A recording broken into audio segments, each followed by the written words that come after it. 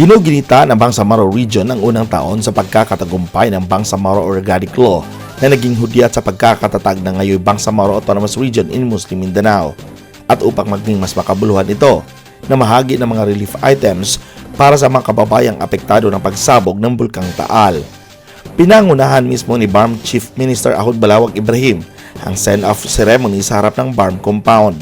Nag-alay muna ng panalangin para sa mga kababayang nasalanta at panalangin para sa mga humanitarian responders na magdadala ng mga tulong mula sa BARM. Paunang ayuda ay 1,500 relief packs at aasang dadagdagan pagdating sa Luzon. May special request din tulad ng tundong, malong at prayer mats na hiling na ibang Muslim evacuees na nasa mga evacuation centers ngayon.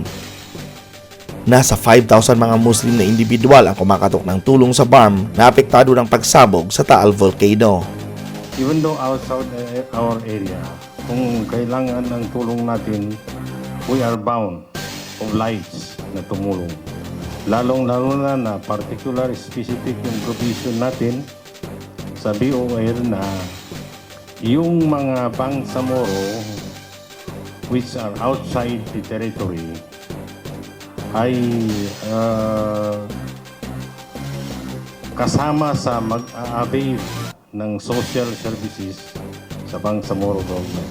A year ago, we committed to pursue the aspiration for self-determination of the Bangsamoro. Just to be very emphatic about it, that action to determine our future does not mean we will cut off our relations with the rest of the country.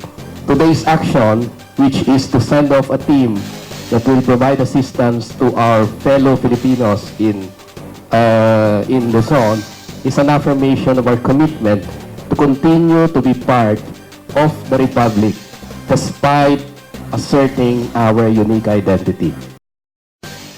Kasabay sa araw na ito ay ang pagbuo ng Bangsamoro Task Force Against Human Trafficking of Overseas Filipino Workers sa tulong ng Blas Ople Policy Center. Layon sa nilagdaang Memorandum of Agreement na agad ma-detect ang mga posibleng nahuhulog sa human trafficking kung saan sinasamantala ang kahinaan ng mga kababayan sa mga mapaglinlang na alok na trabaho sa ibang bansa. Layo nito na mas paigtingin ang kampanya gamit ang teknolohiya tulad ng online monitoring ng mga kaso ng human trafficking at maging pagtulong sa mga biktima sa mga legal na proseso. Magkakaroon din ng mga support assistance and recovery mechanisms kung saan malakas ang ugnayan sa mga embahada ng ating bansa. We will then work closely with our embassies to help them and of course with IACAT member agencies as well to help them come home safely. And we will work with the task force to ensure that the filing of cases will take place.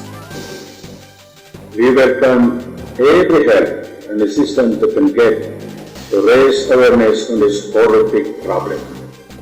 To train our ranks in identifying victims of trafficking, to rescue actual victims and make sure that they live to tell, defend, and testify against their abusers.